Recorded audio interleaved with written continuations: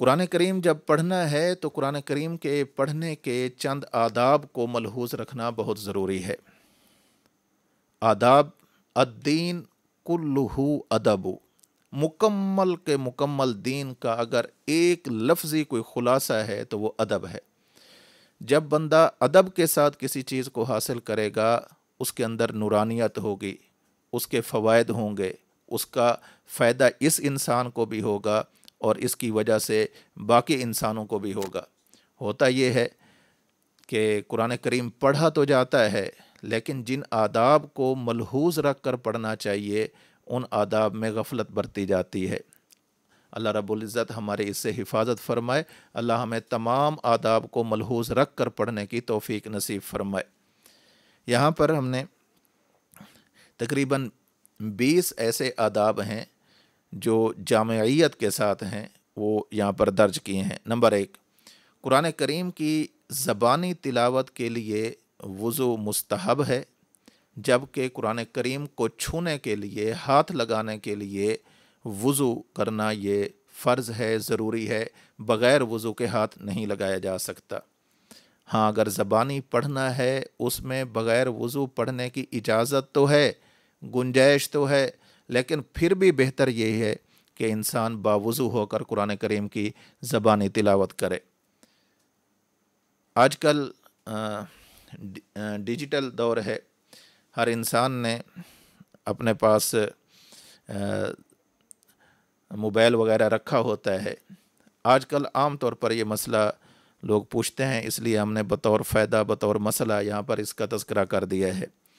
Mobile کے اندر قرآن کریم کو install کرتے ہیں، ڈاؤن لوڈ کرتے ہیں، اور پھر قرآن کریم کو اسی موبائل سے دیکھ کر تلاوت کرتے ہیں۔ ظاہر ہے جب ایک ورق کو پلٹنا ہوتا ہے تو ضرورت پیش آتی ہے سکرین کو ٹچ کرنے کی، ضرورت پیش آتی ہے کہ بندہ ان قرآن کریم کے الفاظ پر ہاتھ لگائے۔ تو اس میں صحیح ترین بات اور جس پر فتویٰ دیا جا رہا ہے وہ یہی ہے کہ موبائل پر بھی، موبائل کی سکرین پر بھی اگر قرآن کریم کھلا ہوا ہو تو تب بھی اس کو ہاتھ لگانے کے لیے وضو ضروری ہے۔ یہ مسئلہ غلط مشہور کر دیا گیا ہے کہ قرآن کریم اگر موبائل پر پڑھا جا رہا ہو تو وہاں وضو کی ضرورت نہیں ہوتی۔ یہ موبائل پر بھی قرآن مجید موجود ہو، اس کو پڑھا جا رہا ہو تو اس کو ہاتھ لگانا ایسے ہے جیسے قرآن کریم کا کوئی کتابی نسخہ لے کر اس کو ہاتھ لگانا ہوتا ہے۔ یہ نہیں کہ یہ تو سکرین ہے، ایسی بات نہیں ہے۔ سکرین کے اندر جو چیز نظر آ رہی ہے، سکرین پر جو چیز موجود ہے وہ چیز قرآن کریم ہے۔ جب اس کو ہاتھ لگانا ہے تو اس کے لیے وضو کا ہونا ضروری ہے۔ نمبر 2، قرآن مجید کی تعظیم کے خیال سے مسواک کریں۔ جو بندہ مسواک کرتا ہے اور پھر قرآن مجید کی عظمت کے پیش نظر مسواک کر کے قرآن کریم کو پڑھتا ہے، یہ قرآن کریم کا حق ادا کرنے کی کوشش کر رہا ہے۔ بعض روایات سے معلوم ہوتا ہے، احادیث سے معلوم ہوتا ہے کہ جب کوئی انسان قرآن کریم کی تلاوت کرتا ہے تو ملائکہ اپنا منہ اس قرآن کریم کی تلاوت کرنے والے کے منہ کے ساتھ لگا لیتے ہیں۔ اب اگر اس نے مسواک کیا ہوا نہ ہو، منہ صاف نہ ہو، منہ سے بو آ رہی ہو تو اس سے فرشتوں کو تکلیف ہوتی ہے۔ یہ معاملہ اپنی جگہ پر الگ نوعیت کا ہے، لیکن اس کے باوجود جہاں جہاں مسواک کرنا مستحب ہے انہی میں ایک مقام قرآن مجید کی تلاوت کا بھی ہے۔ نمبر 3، جب بندہ قرآن کریم کی تلاوت کرنے لگے تو جس جگہ کا انتخاب کرے وہ جگہ دو اس کے اندر شرطوں کا پایا جانا ضروری ہے۔ نمبر 1، وہ جگہ پاک ہو، ناپاک جگہ پر بیٹھ کر قرآن کریم کی تلاوت نہ کرے۔ نمبر 2، وہ جگہ پاک ہونے کے ساتھ ساتھ صاف بھی ہو۔ بعض جگہیں پاک تو ہوتی ہیں لیکن صاف نہیں ہوتی، اور بعض جگہیں صاف تو ہوتی ہیں لیکن پاک نہیں ہوتی۔ قرآن کریم کو پڑھنے کے لیے، قرآن کریم کی تلاوت کے لیے، قرآن کریم کے لیے جگہ بھی پاک ہو اور جگہ صاف بھی ہو۔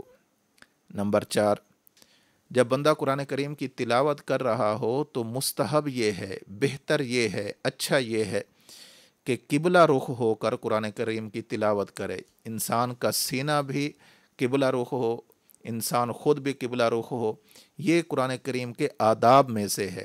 ہاں کبھی ایسی ضرورت پیش آ جاتی ہے کہ قبلہ رخ ہونا ممکن نہیں رہتا یا اس کے اندر کوئی مشکل پیش آ رہی ہے، تو بغیر قبلہ رخ ہو کر بھی قرآن کریم کی تلاوت کی جا سکتی ہے، لیکن کوشش یہی کرنی چاہیے کہ جب قرآن کریم کی تلاوت کریں تو قبلہ رخ ہو کر کریں۔ نمبر 5، قرآن کریم کو دیکھ کر پڑھنا۔ دیکھیں اللہ رب العزت نے ہمیں یہ ایسی کتاب عطا فرمائی ہے کہ جس کتاب کو پڑھنا بھی ثواب ہے، سننا بھی ثواب ہے، یہاں تک کہ النظر الی المصحف عبادۃ، اگر کوئی بندہ قرآن کریم کو دیکھتا ہے تو اس دیکھنے پر بھی اللہ اس کو ثواب عطا فرماتے ہیں۔ تو بندہ بے شک حافظ ہو، قاری ہو، جب قرآن کریم کو زبانی یاد کرنا ہے قرآن کو بند کیا جا سکتا ہے، لیکن ان حفاظ کے لیے بھی، قراء کے لیے بھی یہ ہے کہ کبھی کبھی قرآن کریم کو کھول کر دیکھ کر بھی پڑھیں، تاکہ جو قرآن پڑھنے کا ثواب ہے وہ بھی ملتا رہے، قرآن سننے کا ثواب ہے اللہ وہ بھی عطا فرماتے رہیں، اور جو قرآن دیکھنے کا ثواب ہے اللہ وہ بھی عطا فرما دیں۔ نمبر 6، تلاوت سے پہلے تعوذ یعنی اعوذ باللہ من الشیطان الرجیم پڑھنا۔ نمبر 7، تسمیہ یعنی بسم اللہ الرحمن الرحیم پڑھنا۔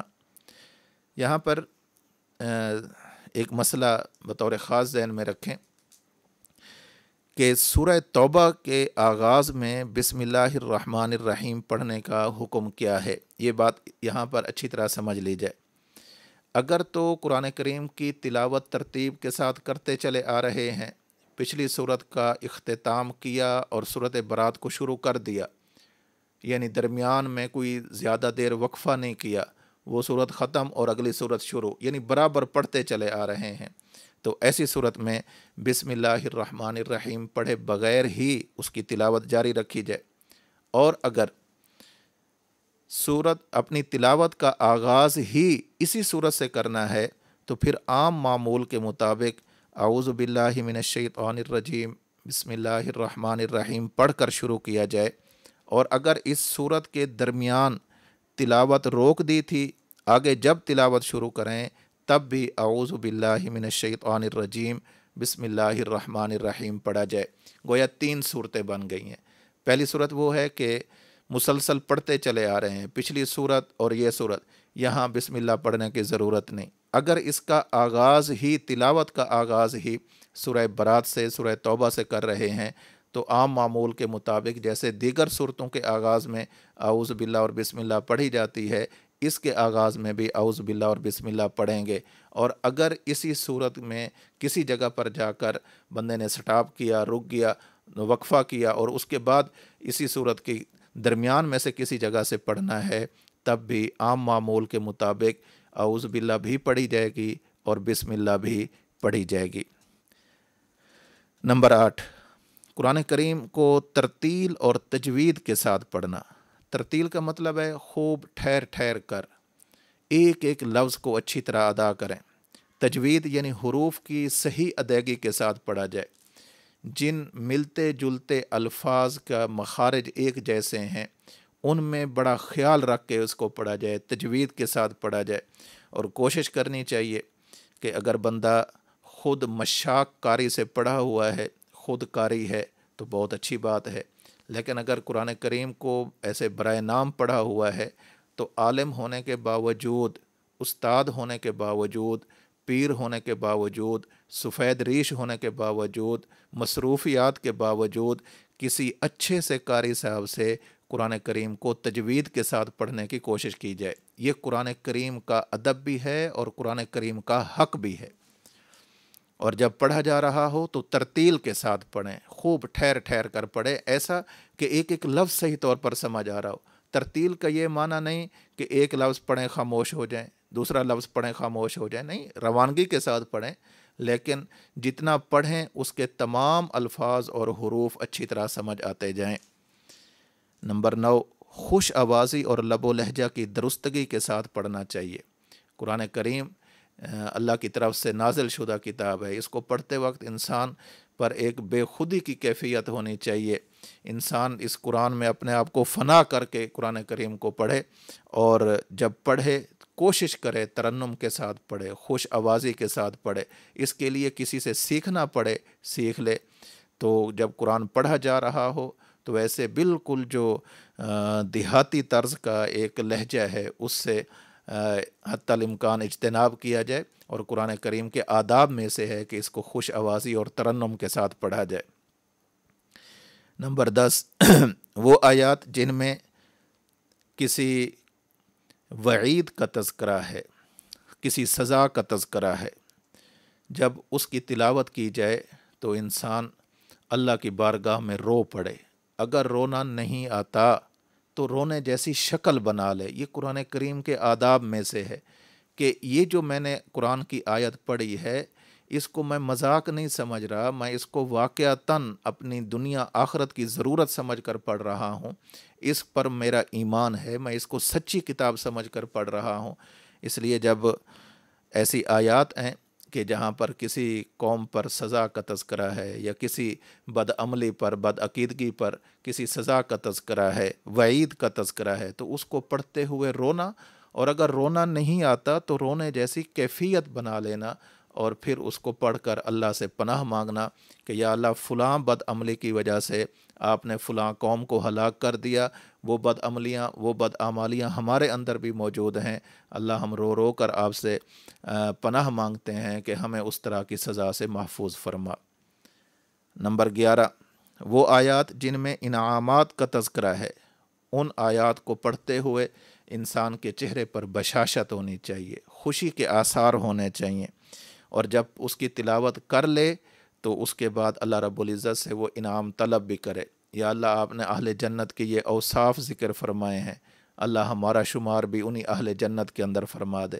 جب جنت کے اوصاف قرآن کریم ذکر کر رہا ہو تو ان اوصاف کو پڑھتے وقت، تلاوت کرتے وقت پھر انسان کو رونا نہیں چاہیے، پھر انسان کو بشاشت کے ساتھ اسے پڑھنا چاہیے۔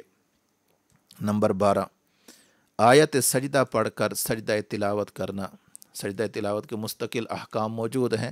بہرحال قرآن کریم میں 14 سجدے ہیں جہاں پر یہ سجدے کی آیت ہے۔ اسی وقت اگر قرآن کریم کو ایک طرف کر کے سجدہ کرنا چاہیں تب بہت اچھا ہے، اگر مکمل قرآن کریم کو ختم کرنے کے بعد سارے سجدے اکٹھے کرنے ہوں تب بھی اس کی گنجائش موجود ہے، تب بھی کیا جا سکتا ہے۔ نمبر 13، تلاوت کرتے ہوئے معانی پر غور کرے۔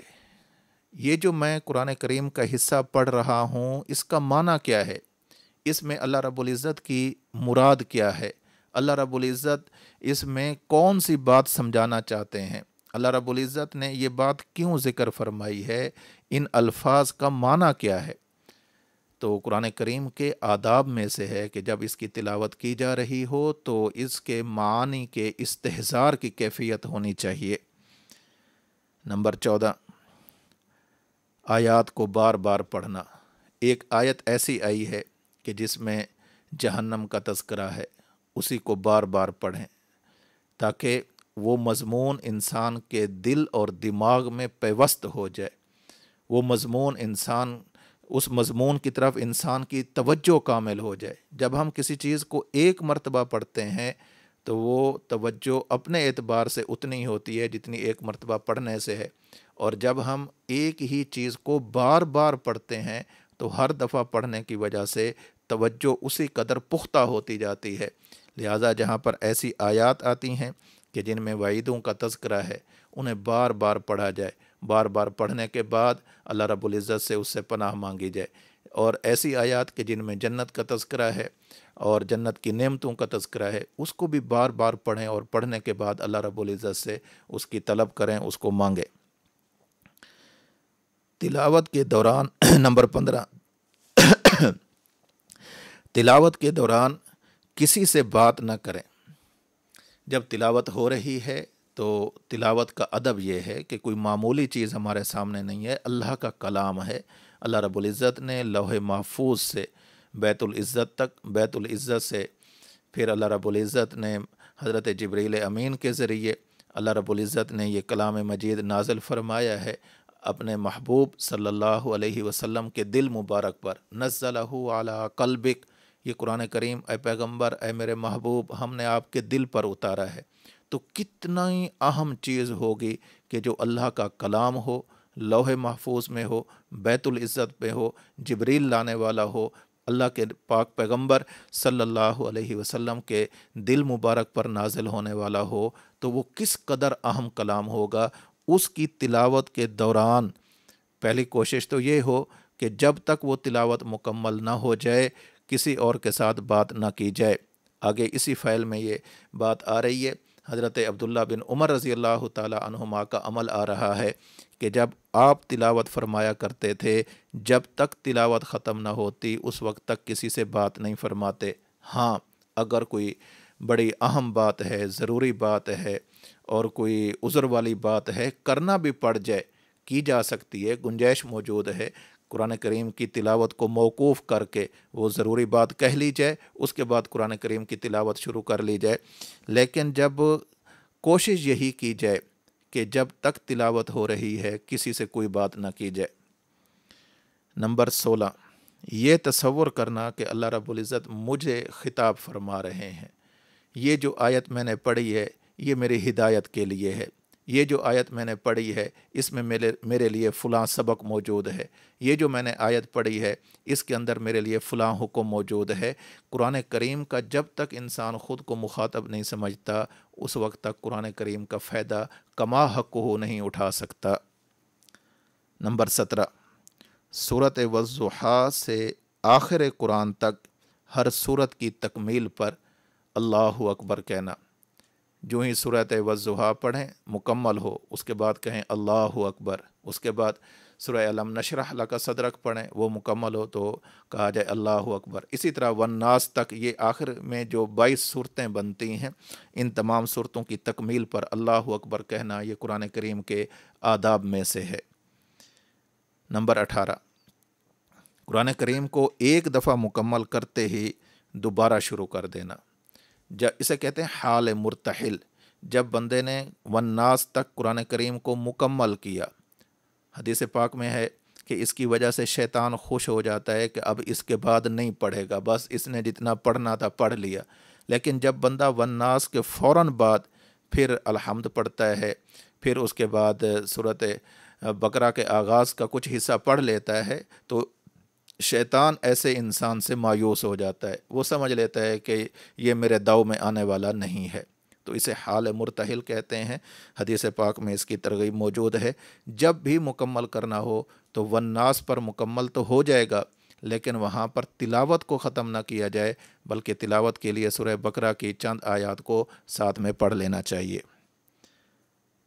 ادب یہ ہے قرآن کریم کا، مستحب عمل یہ ہے کہ جس دن قرآن کریم کو ختم کرنا ہو اس دن اگر ممکن ہو تو روزہ رکھ لینا چاہیے، ختم قرآن پر روزہ رکھنا، بشرطے کہ وہ ایام ممنوعہ نہ ہوں۔ ہاں، اگر ایام ممنوعہ ہیں تو پھر اس وجہ سے تاخیر بھی نہیں کرنی چاہیے کہ میں قرآن کریم کو ابھی ختم نہیں کرتا، بعد میں ختم کروں گا، روزہ رکھوں گا۔